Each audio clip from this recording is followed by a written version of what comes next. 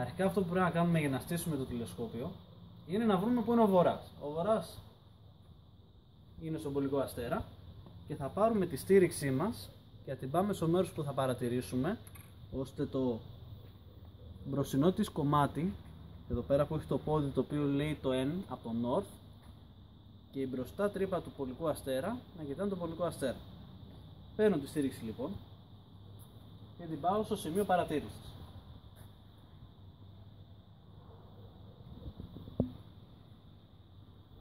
Αφού έρθω εδώ,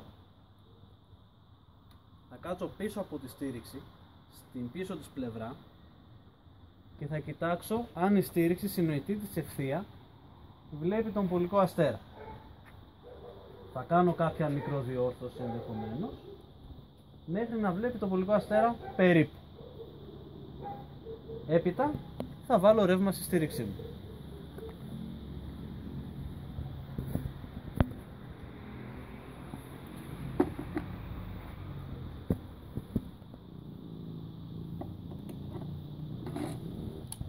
Ελέγχω ότι λειτουργεί και έχω ρεύμα.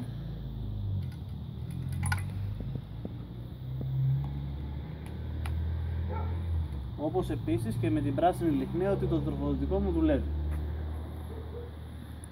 Αφού τα ελέγξω αυτά, θα ξεκινήσω τη διαδικασία του να κάνω πολική ευθυγράμμιση. Να ευθυγραμμίσω τον άξονα της στήριξής μου με τον πολικό αστέρα και τον άξονα περιστροφής της γης. Για να το κάνω αυτό, θα πρέπει να βρω την πολική διόπτρα. Η πολική διόπτρα καλύπτεται από δύο καπάκια.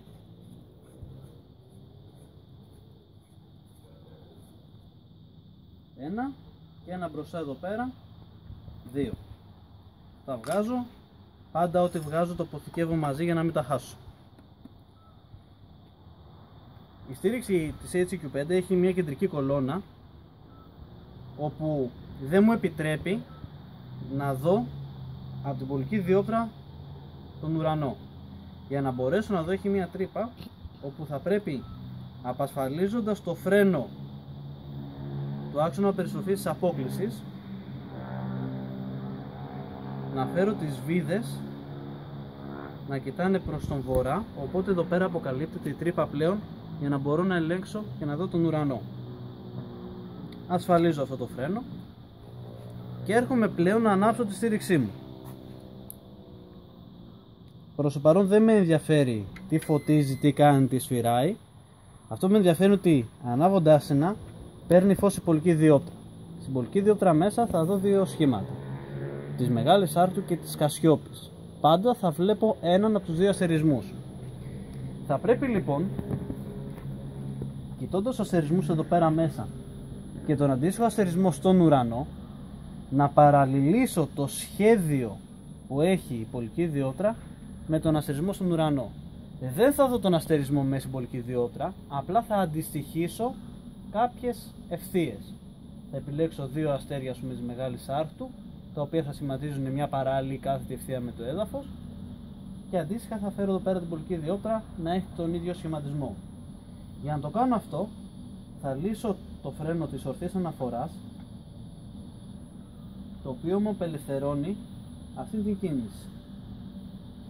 Κάνοντας αυτή την κίνηση, μέσα εδώ πέρα περιστρέφονται τα σχεδιάκια. Θα κάτσω λοιπόν εδώ πέρα και θα φέρω, κοιτώντας τον ουρανό και τον αστερισμό και μέσα εδώ πέρα το σχέδιο, τη Μεγάλη Άρκτο αυτή την περίοδο παράλληλα, και θα ασφαλίσω το φρένο. Μέσα στην πολική διόπτρα, εκτός από το σχεδιάκι της Μεγάλης Άρκτου και της Κασιόπης, βλέπω ένα κεντρικό σταυρό, ένα κύκλο γύρω του, που ο κύκλος αυτός έχει ένα κυκλάκι που λέει Polaris. Στην νοητή ευθεία που έχω φέρει τη στήριξή μου, το πιο φωτεινό αστεράκι που θα δω μέσα εδώ θα είναι ο πολικός αστέρας. Θα πρέπει λοιπόν με τις βίδες αζημουθίου, τις δύο μαύρες βίδες και τις δύο σημεί βίδες της ύψωσης, να φέρω τον πολικό αστέρα στο κυκλάκι που λέει Polaris. Αυτό θα το πετύχω αν χαλαρώνω τη μία βίδα και σφίγγω την άλλη, κινείται δεξιά-αριστερά με αυτές τις βίδες, και πάνω κάτω με αυτές. Αν δω ότι πάει προς αντίθετη κατεύθυνση από αυτή που θέλω, κάνω την αντίστροφη κίνηση. Ξεσφίγγω τη μία βίδα, σφίγγω την άλλη. Και έτσι κάνουμε την πολική μας ευθυγράμμιση. Όταν τελειώσουμε την πολική ευθυγράμμιση, μπορώ να σβήσω τη στήριξη, γιατί δεν με ενδιαφέρει πλέον να καταναλώνει ρεύμα και δεν με ενδιαφέρει κάτι άλλο, για να βάλω το τηλεσκόπιο. Για να το κάνω αυτό, φέρνω τη στήριξή μου στην αρχική της θέση, η οποία είναι ο άξονας των αντιβάρων να είναι παράλληλος με τον μπροστά πόδι και οι βίδες να είναι από την αριστερή πλευρά. Αυτό, το οι βίδες αριστερή δεξιά πλευρά δεν έχει σημασία, είναι πως βολεύει τον καθένα. Πρέπει αυτό το πλακάκι όμως, εκεί πέρα που θα μπει το dovetail, η ράγα του τηλεσκοπίου, να κοιτάει νοητά τον βορρά. Και ασφαλίζω και τα δύο μου φρένα. Θα έρθω τώρα εδώ και θα βάλω τα καπάκια για να μην τα έχω μέσα στα πόδια μου. Προσοχή εδώ πέρα με τα σπυρώματα, γιατί είναι πολύ εύκολο να φαγωθούν. Και είμαι έτοιμος να αρχίσω τη διαδικασία για να τοποθετήσω πάνω το τηλεσκόπιο. Το πρώτο πράγμα που κάνω είναι βάζω τα αντίβαρα. Ποτέ δεν βάζω τηλεσκόπιο χωρίς τα αντίβαρα. Για να το κάνω αυτό θα λύσω την ασφάλεια εδώ πέρα, μια τάπα που έχει ο άξονας των αντιβάρων,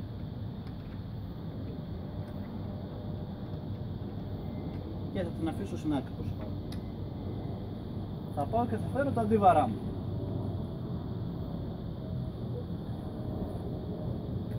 Τοποθετώ το κάθε ένα, σφίγγω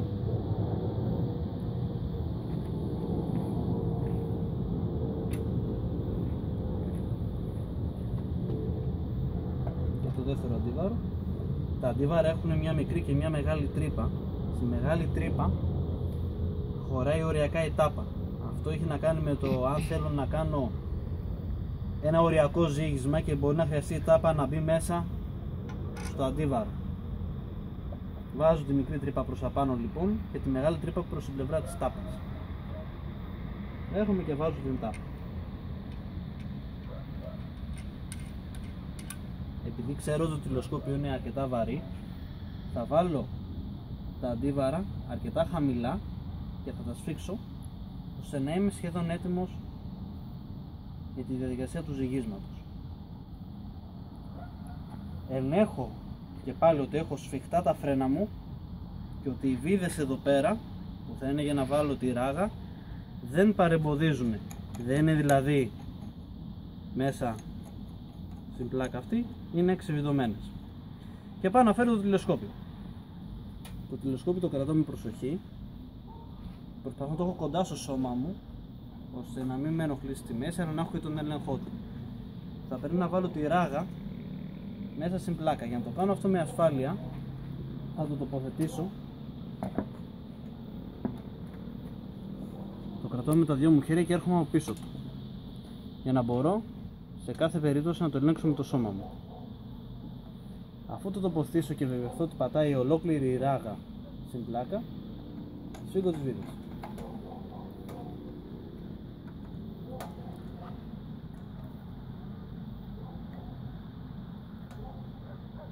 Το τηλεσκόπιο τώρα έχει τοποθετηθεί. Αυτό που μας μένει είναι η διαδικασία του ζυγίσματος, δηλαδή να το ισορροπήσω ώστε τα μοτέρ να μην ζορίζονται. Για να το κάνω αυτό, αρχικά θα λύσω το φρένο της ορθής αναφοράς και θα το φέρω σε οριζόντια θέση. Και ελέγχω αν το τηλεσκόπιό μου βαρύνει προς κάποια πλευρά. Για να καταλάβουμε τι είναι ένα κακό ζύγισμα, θα πάω το ένα αντίβαρο προς την πλευρά του τηλεσκοπίου, άρα θα είναι βαρύ προς εδώ. Όταν το αφήσω βλέπω ότι το τηλεσκόπιο πέφτει. Είμαι πάντα έτοιμος να το κρατήσω όμως. Φέρνω λοιπόν σταδιακά το αντίβαρο όλο και πιο κάτω, μέχρι το τηλεσκόπιό μου να μένει σταθερό. Βλέπω λοιπόν ότι αν του δώσω δύναμη, το τηλεσκόπιο μένει έτσι όπως θέλω. Αφού επιτύχω το ζύγισμα με τα αντίβαρα, σφίγγω το φρενάκι της όρθιας αναφοράς, περιστροφής δηλαδή εδώ. Αυτό το σφίγγω. Έρχομαι να ελέγξω τον άξονα της απόκλησης. Θα κρατήσω το τηλεσκόπιο και θα λύσω το φρένο. Φέρνω το τηλεσκόπιο με το χέρι μου σε οριζόντια θέση και είμαι έτοιμος να το πιάσω αν χρειαστεί και το αφήνω. Βλέπω ότι το τηλεσκόπιο πέφτει προς τα πίσω, άρα είναι βαρύ προς τα πίσω. Για να το διορθώσω αυτό θα λύσω και τα δύο φρένα και θα το φέρω όρθιο, θα τα σφίξω τα φρένα, θα έρθω πίσω από το τηλεσκόπιο και θα χαλαρώσω λίγο τις βίδες του. Χαλαρώνω πρώτα τη μία και μετά την άλλη και το φέρνω λίγο μπροστά. Αφού είναι βαρύ πίσω θέλει να μετακινηθεί μπροστά. Ξανασφίγγω πρώτα τη μία και μετά την άλλη. Λύνω πάλι το ένα φρένο, το φέρνω στο πλάι, ξανακρατάω το τηλεσκόπιο, λύνω και το άλλο φρένο και το φέρνω πάλι οριζόντια. Το αφήνω.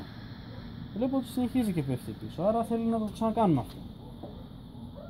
Το φέρνω όρθιο, κάθομαι πίσω του, χαλαρώνω λίγο τις βίδες και το φέρνω λίγο ακόμα μπροστά.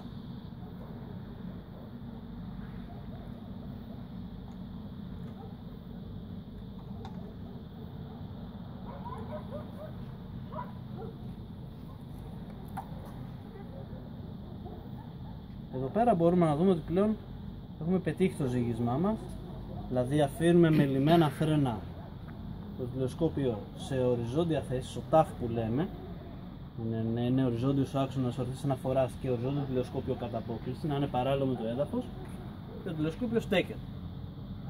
Έχουμε κάνει λοιπόν το ζύγισμά μας.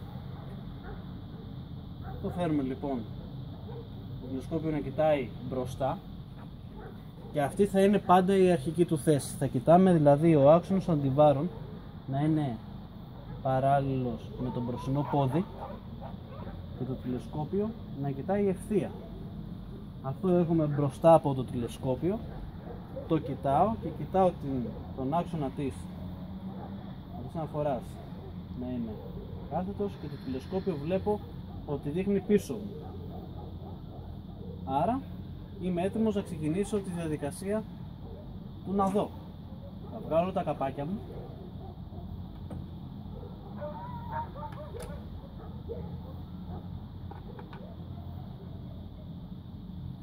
και θα φέρω ένα προς οφθάλμιο.